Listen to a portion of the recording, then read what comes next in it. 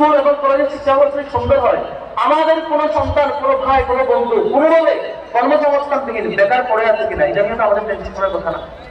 এটা তো রাষ্ট্রের দায়িত্ব। রাষ্ট্রের দায়িত্ব হলো এখানকার শিক্ষা ব্যবস্থা এতটাই স্মুথ হবে, পড়াশোনা শেষ করে গড়বড় করে সে জীবনে একটা কর্মসংস্থান শুরু হবে।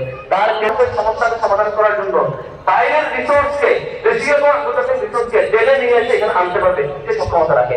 এমন হয় যে প্রতিনিধি হয়েছে সে চাইলে দেশ বিদেশি সম্পদ, বড় বড় রিসোর্স পার্সনকে এই জায়গাটা আমি আমার বোঝাপড়া করতে পারবে। আমাদের বিশ্ববিদ্যালয়ে অনেক কথা হয়েছে ভোটের আগে ছাত্র সংসদে, এবার তাদের নির্বাচনের আগে অনেক কথা হচ্ছে, তারা জিতবে না, তারা ভোট পাবে না, এই পার্সন এই পার্সন বহু আলাপ করছে। আমরা এগুলো দিয়ে মোটেও প্রভাবিত আগেও হইলে সামনেও হবো না। আমরা যাকে ভোট দেওয়া দরকার তাকেই খেলা দেবো আমাদের।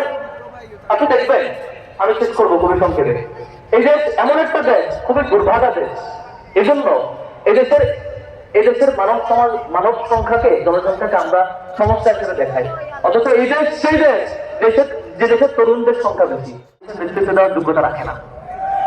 তারাই যোগ্যতা রাখে যারা এদেশের তরুণ সমাজের যে জনসংখ্যা বৃদ্ধি এবং সেই বড় সংখ্যক তরুণ সমাজ, এই সংখ্যাকে তারা সম্ভাবনা হিসেবে দেখবে, কাজে লাগাতে পারবে।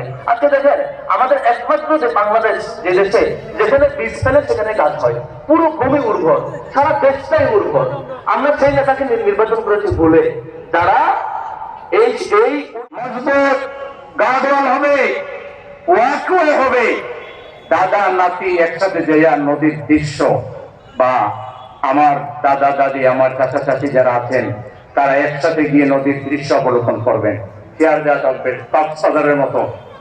এখানে আমাদের যুব সমাজের বিজনেসের ব্যবস্থা।